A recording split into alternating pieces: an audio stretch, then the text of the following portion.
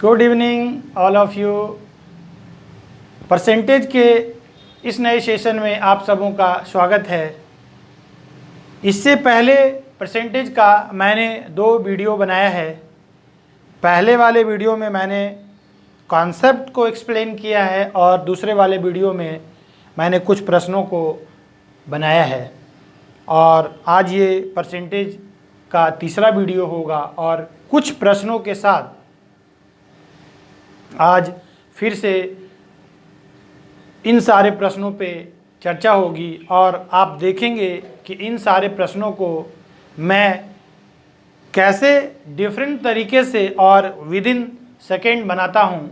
तो आइए आज के क्वेश्चंस को पहले मैं पढ़ता हूँ और उसके बाद मैं बताता हूँ कि आप इन सारे सवालों को कैसे जल्दी बनाएंगे। आइए पहले क्वेश्चंस को देखते हैं। एक मजदूर की सैलरी पहले 10% से बढ़ जाती है, उसके बाद 10% से घट जाती है, तो सैलरी में क्या बदलाव आया। उसका सैलरी कुछ रहा होगा, पहले 10% से बढ़ा और 10% से घटा। इक्विवेलेंट चेंजेस क्या आए उसके सैलरी में। इक्विवेलेंट चेंज, या आप पढ़ते हैं लिखा रहता है हिंदी में समतुल्य बट्टा, छूट की बात होती है या समतुल्य वृद्धि की बात होती है। अगर 2 बार बढ़े, 3 बार बढ़े, या कभी बढ़ जाए कभी घट जाए, इन सारे प्रश्नों पे कुछ जो प्रश्न है आज उसी पे चर्चा होगी। तो आइए पहले देखते हैं कि आखिर होता क्या है इक्विवेलेंट चेंज में।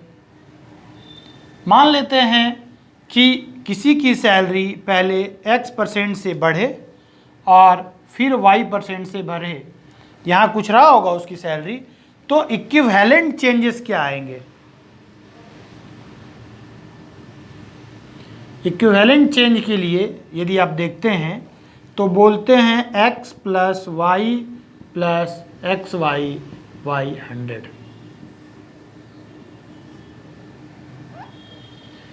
इक्विवेलेंट चेंज के लिए आप इसका प्रयोग करते हैं। हालांकि देखिए मैथमेटिक्स में कोई फॉर्मूला नहीं होता है। फॉर्मूला तो हमें जो क्वेश्चंस होते हैं उसे आसान बनाने के लिए होता है, बट कुछ ऐसे फार्मूले होते हैं जिसका अप्लाई करके आप उन क्वेश्चंस को बहुत इजी बना सकते हैं। मन हो तो इसका प्रयोग कीजिए, नहीं मन हो तो मत कीजिए, दूसरे तरीके से भी बनाया जाएगा। तो आइए पहले देखते हैं कि 10% से पहले बढ़ा है और उसके बाद घट जाता है 10% से। तो यहाँ पे जब लिखेंगे तो -10 लिखना होगा। और आपको पता है कि 10/100 जब सॉल्व करेंगे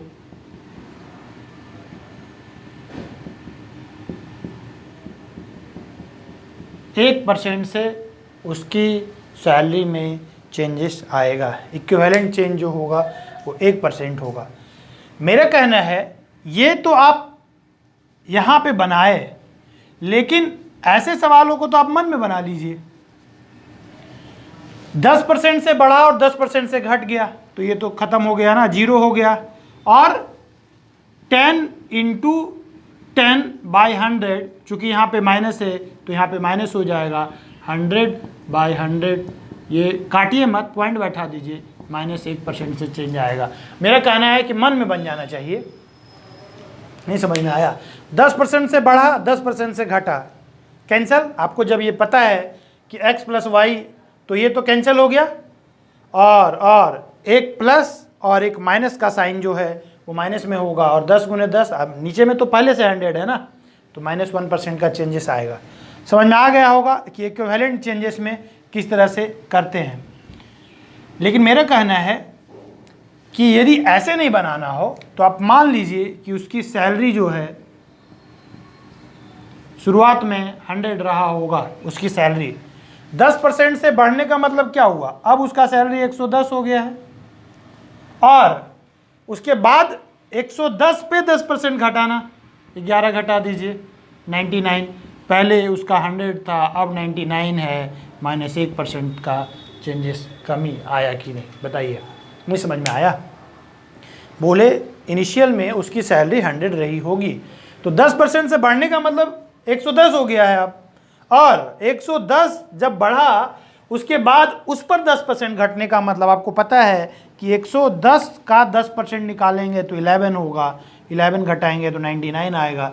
शुरू में यदि उसका 100 था, अब 99 है, तो 1% की कमी आएगी नहीं। जैसे आपको मन हो ऐसे, मन हो तो ऐसे बनाइए, या ऐसे मन हो तो ऐसे बनाइए। समझ में आ गया होगा। 2 इक्विवेलेंट चेंजेस के लिए क्या करते हैं।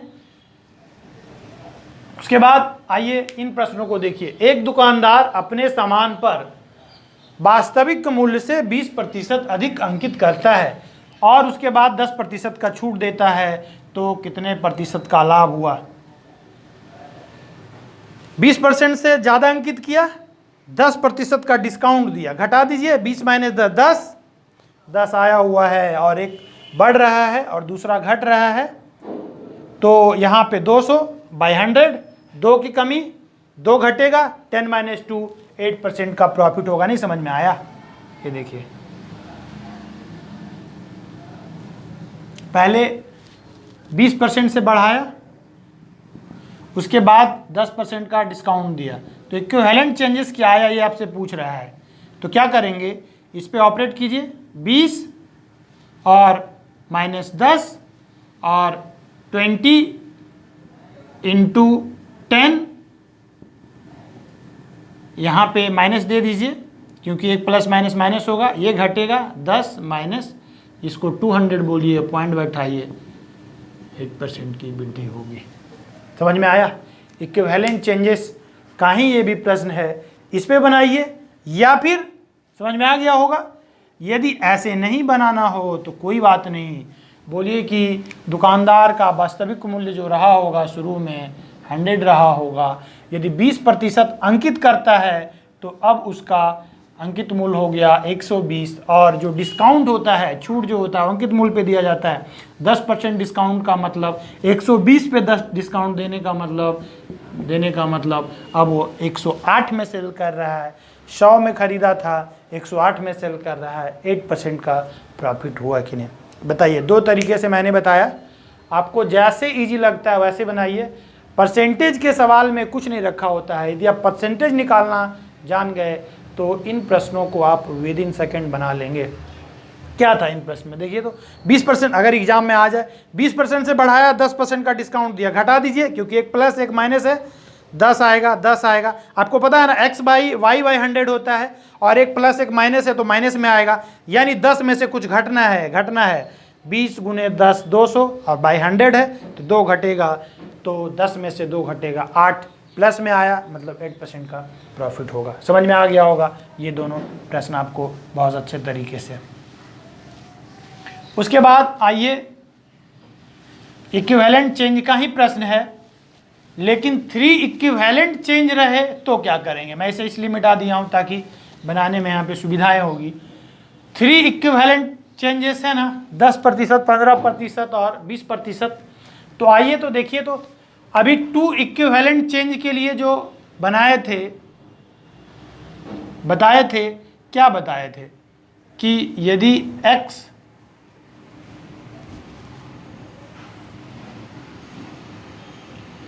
x% से चेंज हो रहा हो और y% से चेंज हो रहा हो, तो अभी बताया था मैंने x plus y plus x y 100, यही बताया था।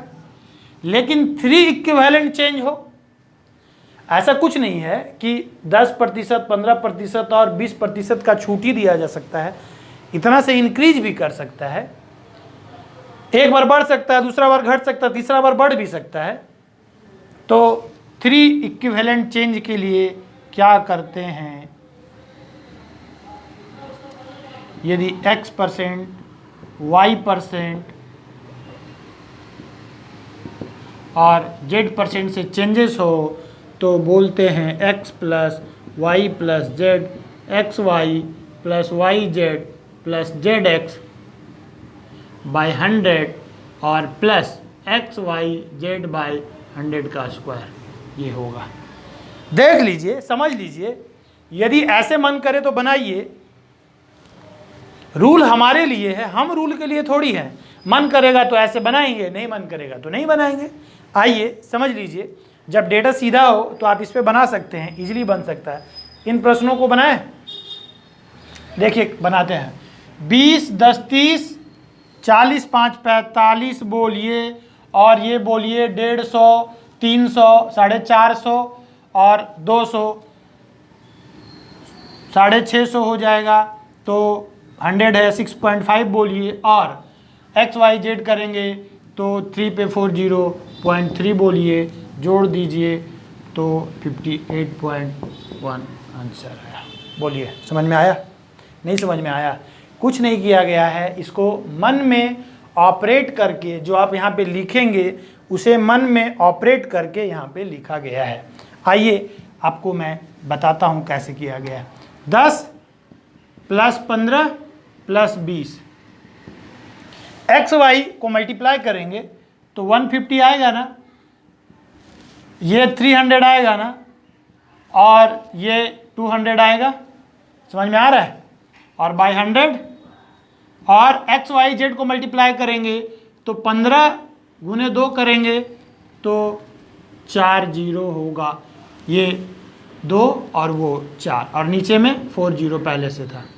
क्या हो गया देखिए, तो इसको जोड़ेंगे तो 30, 40, 45 हुआ ना, इसको जोड़ेंगे तो कितना आएगा? 650 आएगा ना। ये देखिए 0.2 डिजिट के बाद था तो यहाँ पे बैठाया गया, और यहाँ 4 0 था तो यहाँ पे बोला गया ये, इसी को हम लोग 51.8 लिखे थे।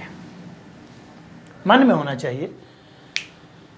9th 10th का मैथमेटिक्स थोड़ी पढ़ रहे हैं आप, एग्जाम जा रहे हैं, कॉम्पिटेटिव एग्जाम देने जा रहे हैं, तो मन में होना चाहिए था ना। ये देखिए 150 और 300, 450, और फिर x, ये ZX का मल्टीप्लाई करेंगे तो 200, 650, और आपको पता है कि 100 है पहले से तो 6.5 हो जाएगा, 2 डिजिट के बाद पॉइंट बैठेगा। और यहाँ पे मल्टीप्लाई करना था तो 15 × 2 कीजिए ना तो 30 होगा ना, और 30 पे यहाँ पे एक 0 है और यहाँ पे एक 0 है तो 4 0 टोटल होगा ना, और नीचे में पहले से 100 का स्क्वायर है तो 4 हो जाएगा, 0.3 होगा।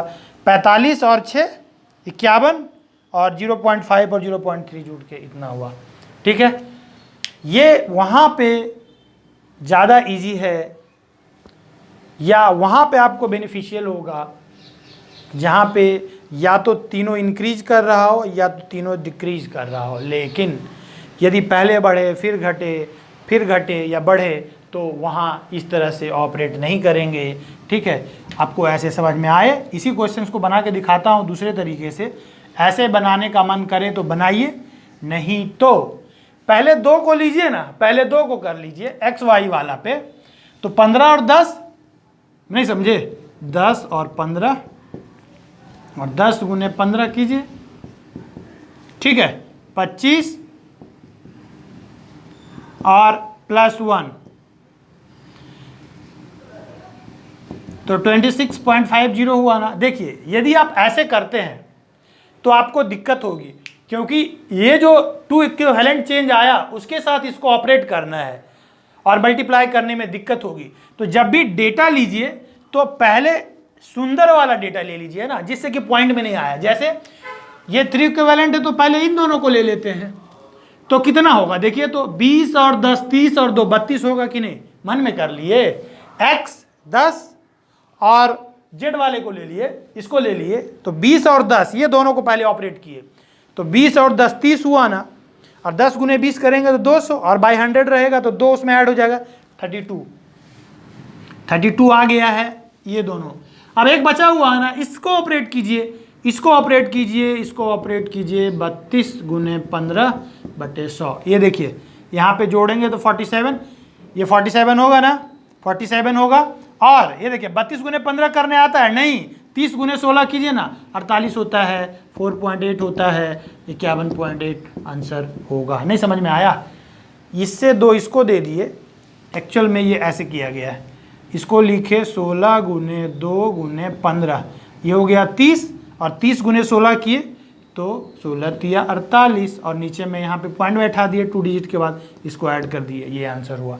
जब भी 3 इक्विवेलेंट चेंजेस की बात आए, या तो उस तरह से बनाइए, या नहीं समझ में आए तो 2 को पहले उनमें से ले लीजिए, उसको ऑपरेट कर लीजिए, जो आएगा उसके साथ तीसरे को ऑपरेट कीजिए। इस तरह से भी निकाला जा सकता है। आपको जैसे समझ में आए आप वैसे बनाइए, कोई दिक्कत नहीं है। और बनाना है और विद इन सेकेंड कैसे बनाना है इस पे भी ध्यान देने वाली बात होगी। इसीलिए मैं पहले उसको ऑपरेट करके आपको बताता हूं कि इसे कम समय में कैसे आप बनाएंगे। इन प्रश्नों को देखते हैं। बहुत अच्छा प्रश्न है। पहले मैं पढ़ता हूं, उसके बाद इसे मैं बनाऊंगा। एक आदमी अपनी आय का 75% खर्च करता है। यदि उसकी आय में 20% की वृद्धि होती है तो खर्च भी 10% से बढ़ा देता है, तो बताएं बचत में कितने प्रतिशत की वृद्धि हुई। बहुत अच्छा प्रश्न है। अपने आय का 75% खर्च करता है। खर्च, व्हाट इज एक्सपेंडिचर? खर्च क्या है? खर्च एक्चुअल में इनकम का पार्ट है।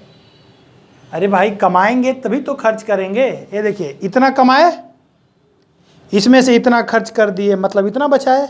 नहीं समझे?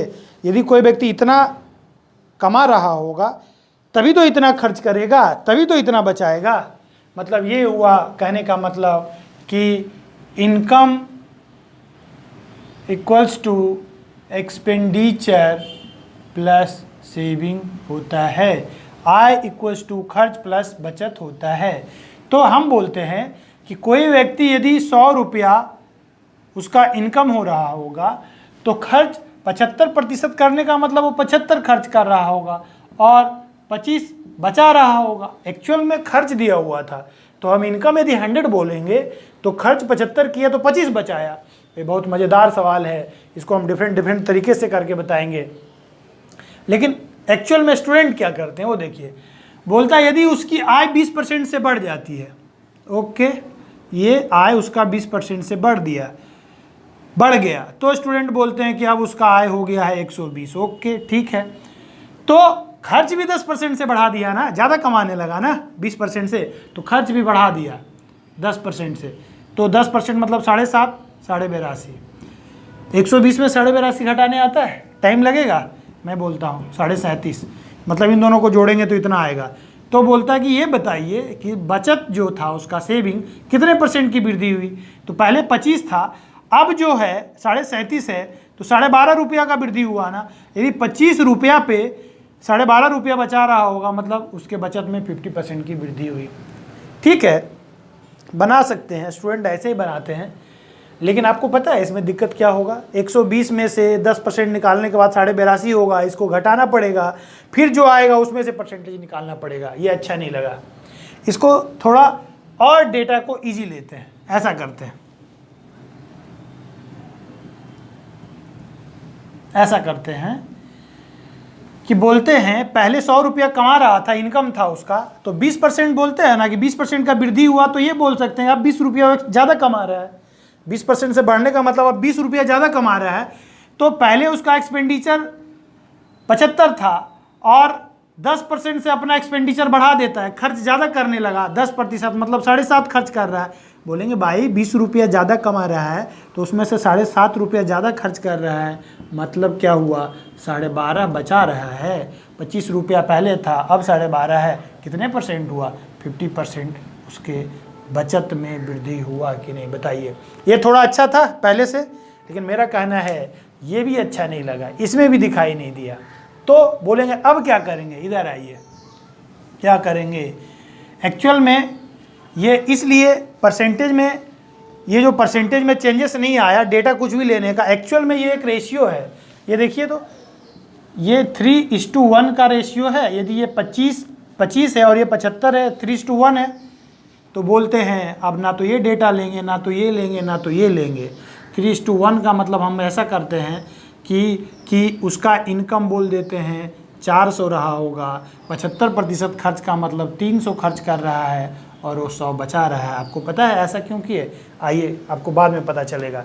बोलते हैं कि यदि उसकी आय 20% से बढ़ जाए, बोलेंगे 20% से बढ़ जाए, ओके, 20% से बढ़ जाए मतलब 80, तो अपना एक्सपेंडिचर भी 10% से बढ़ा दिया ना, 10% से बढ़ा दिया मतलब 30।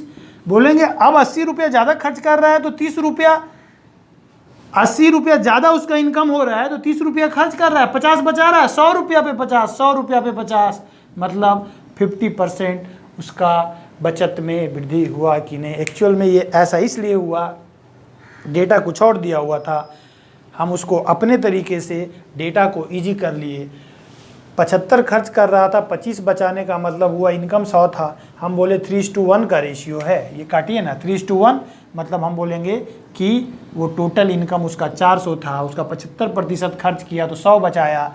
अब बोलते हैं कि आय इनकम 20% से बढ़ गया, मतलब 80 रुपया ज़्यादा कमा रहा है। बोलेंगे ओके, ज़्यादा कमा रहे हैं तो ज़्यादा खर्च करेंगे, अपना एक्सपेंडिचर भी 10% से बढ़ा दिया, मतलब 30, 80 ज़्यादा कमा रहा है तो 30 खर्च कर रहा है तो बचा रहा है 50 ना, 100 रुपया पे 50 बचा रहा है, 50% का बचत होगा। आंसर बताइए ये ज़्यादा सही था कि नहीं?